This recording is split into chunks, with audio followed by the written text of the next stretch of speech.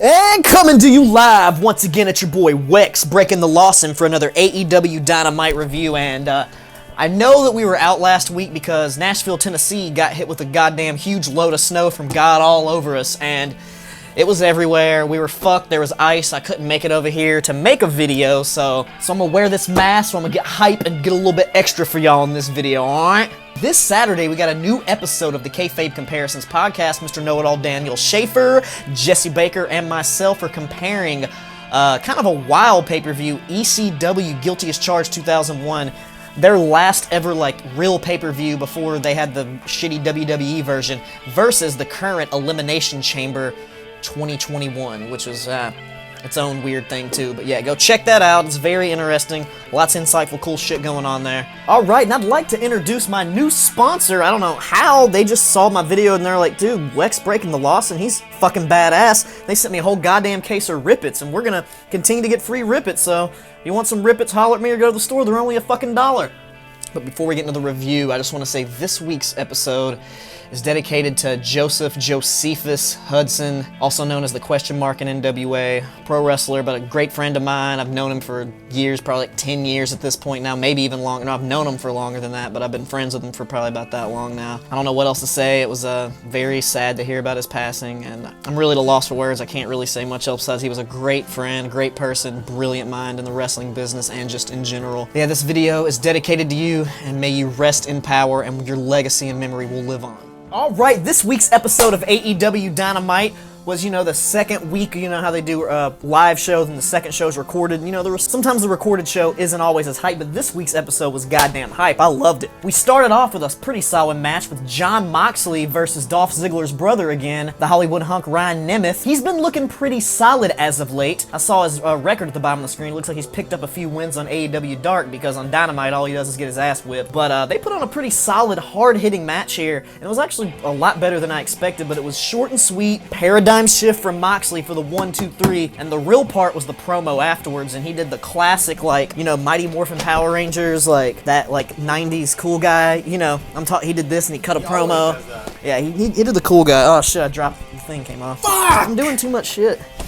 Jon Moxley cut a really solid promo about how he's addicted to the violence and how, this might be a trap for him because he just loves the violence and the pain and the shit so much, and he could possibly die, but he doesn't give a fuck because he's ready for it. He's Jon Moxley. It was a pretty solid promo. I used to not be the biggest fan of the Moxley promo, but it's been getting a lot better as of late, and I'm digging this. I like where this is going. The next match of the night, we got the Varsity Blondes taking on Team Taz's Ricky Starks and the Machine, Brian Cage. The first part of this matchup, the Blondes worked really solid together. A lot of wrist work and arm action on Ricky Starks, but eventually whenever Cage got that tag, they just start beating the fuck out of Brian Pillman Jr., and he took the worst goddamn brutal power bomb. It was into the ring post, but also into the corner of the fucking stairs. He tweeted that he broke his rib, which I don't know if that's real or, kayfabe shoot or whatever the fuck, but goddamn, it was a brutal ass bump if you go back and watch that. And basically the rest of the match, he just got his ass whooped until he got a really nice hot tag to Griff Garrison. He came in there and he was looking really impressive, did a really crazy ass dive over the top that he looked like he kind of landed on his head, and then he just jumped right back up and he was good to go. And the Blondes did a really sick double team drop kick powerbomb combo for a very close near fall, but before you know it, Pillman Jr. got caught in that drill claw,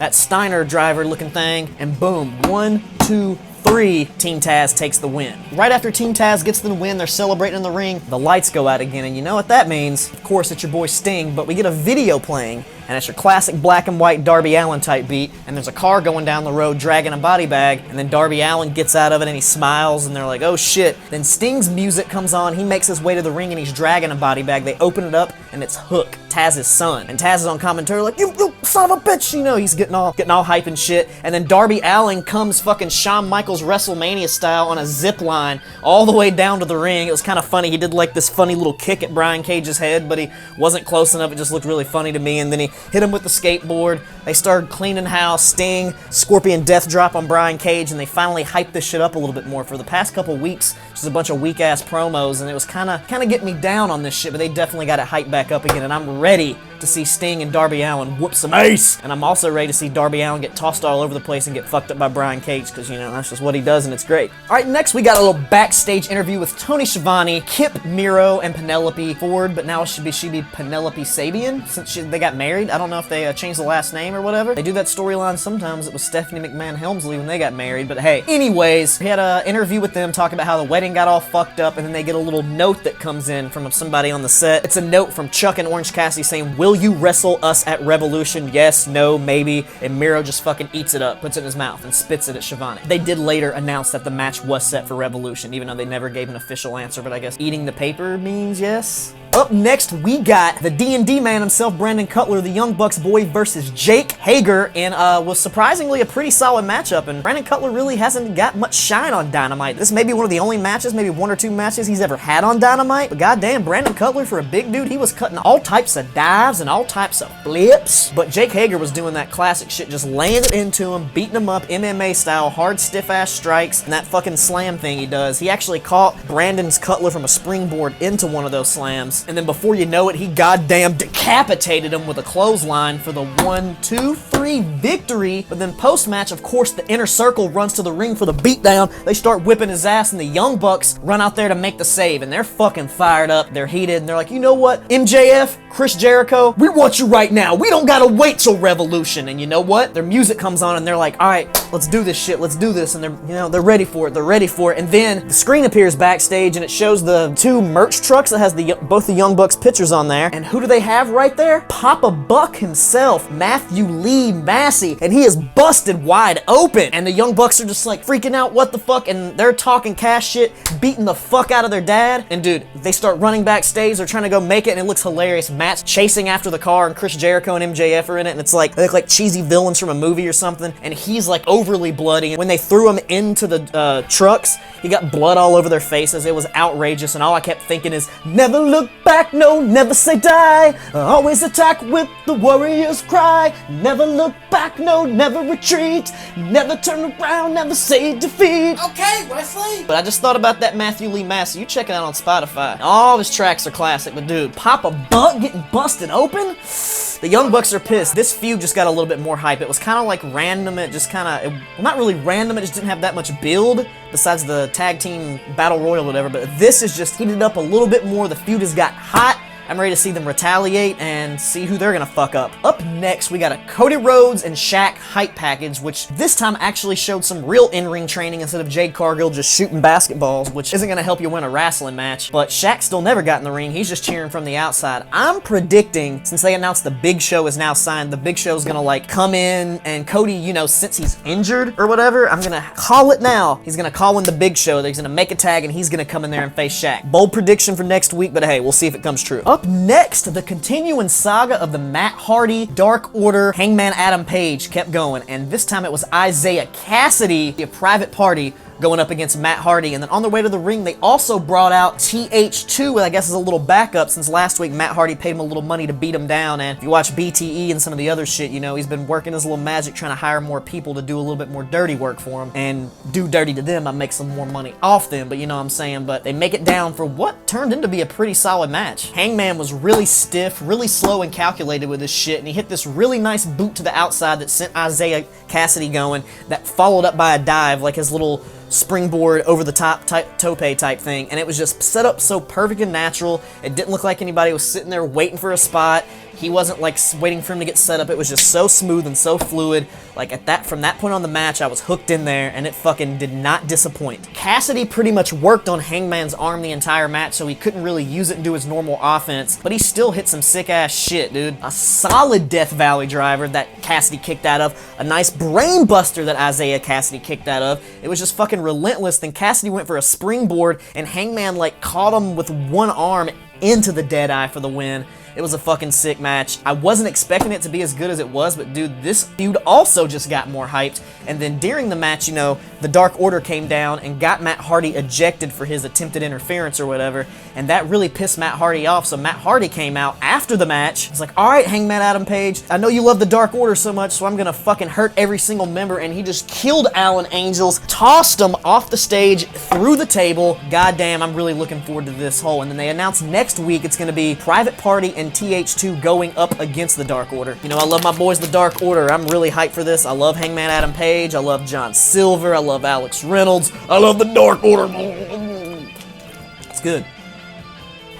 Alright, next we got a little cheesy, funny kind of backstage bit. Or it could have been backstage, I don't know where it was supposed to be. But it was Kenny Omega in the workshop, basically working on the exploding barbed wire deathmatch items for the match, I guess. It was just kind of, he was wearing like this kind of funny half-ass Texas Chainsaw Massacre type get-up. I don't know what it was, but it was a little funny, a little cheesy. Nice to toss that in there. Up next, another match in the Women's World Title Eliminator Tournament. Nyla Rose versus Dr. Britt Baker, DMD. This match started off exactly like I thought. Nyla Rose was just doing a bunch of power moves, and I was pretty much uninterested. Then Rebel, Reba, whoever started getting involved, and she took a fucking Uranagi on the apron, and then I was like, oh shit, and it started to heat up a little bit, and they just started exchanging moves, and then Britt Baker kept trying to lock in the lockjaw, and Nyla kept reversing it. It was a really solid back and forth. Oh, damn. That just came from the deep. The Dark Order juice gave me the power to possibly compete with Shane's Burt, but I don't know. I don't know. Maybe my new sponsor, Rip It, will give me enough power. Then while Nyla Rose was fighting Rebel at one point, Britt Baker got the turnbuckle exposed, and we had a turnbuckle exposed hit spot,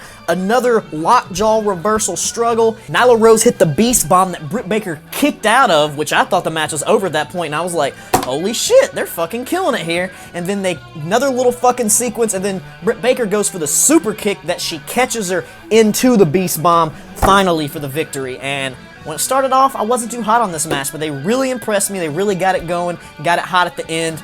I fucking loved it. And for your main event of the evening, Rey Fenix versus Lance Archer to determine the next entrant in the Face of the Revolution ladder match who gets a shot at the TNT Championship. So one of these boys is going to be joining Penta El Zero Miedo, or whatever the fuck his name is, based on what promotion, Pentacon Jr., Penta Zero M. I've heard him call him everything at this point in the promotion.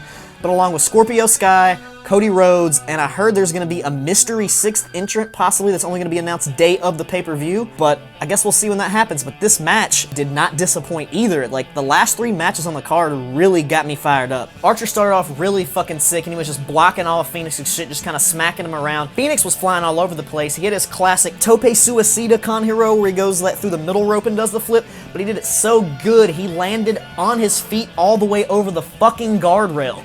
He's a fucking beast. He's amazing. At one point, Rey Fenix even ran off the stage and did a fucking tope over Jake the Snake, over the rope, like all the way over. It was fucking insane. I don't know if you watched it. I'm gonna have a picture up here of him doing it, and it's, dude, mind-blowing. Pretty much, besides him doing his few little moves, Lance Archer was just beating the fuck out of him this entire match, which, you know, obviously it should go that way based on the size right here until his speed comes into play, but geez, it was so brutal, and Phoenix can basically take anything. And at one point, he hit this lariat on Phoenix while he was on the apron and he was still on the inside. That was just brutal as hell, and I was like, oh my god, Phoenix is fucking dead. But then at one point, he got to the top rope and double stomped Lance Archer on the back of the head, and I was like, god damn, this match is fucking sick. They're going back and forth and just fucking each other up. Lance even hit the old school with the moonsault, which I feel like that would hurt with a fucking huge-ass guy going on the small guy, taking the heat from that moonsault.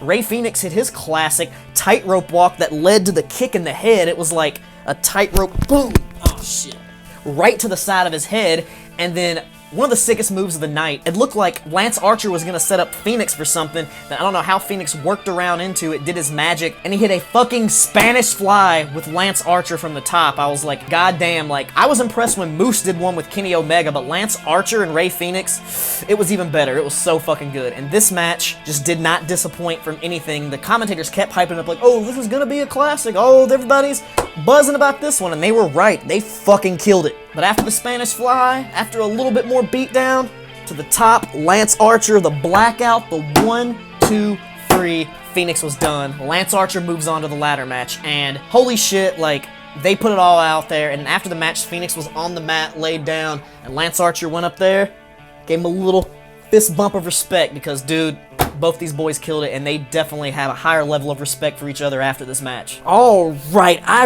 really enjoyed this week's episode of AEW Dynamite. It was a lot better than I expected, so maybe that's why I gave it this rating, and I went 5 out of 6 beers on the 6-pack for this one.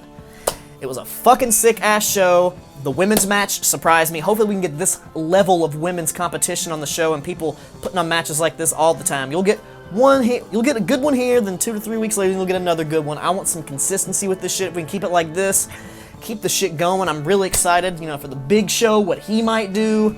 You never know. Cody, the exploding barbed wire death match, they got me hyped up for everything. Alright, so since I was at it for 2 weeks, y'all ready to get in there? I got 92 subscribers. I want to make it to 100 soon. So like, subscribe, comment, share the goddamn video, and I'll see you next week.